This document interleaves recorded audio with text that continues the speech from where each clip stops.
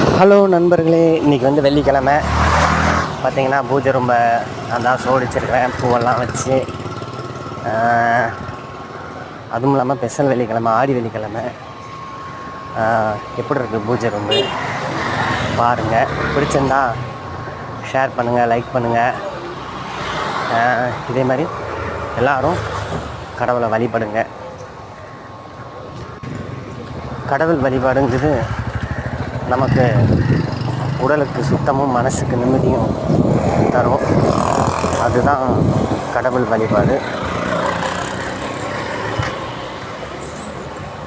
நம்ம கடவுள் தான் பெருசு அப்படின்னு சில பேர் நினச்சிக்கிட்டு இருக்காங்க. அப்படி இல்லை, எல்லா கடவுளுமே பெருசு.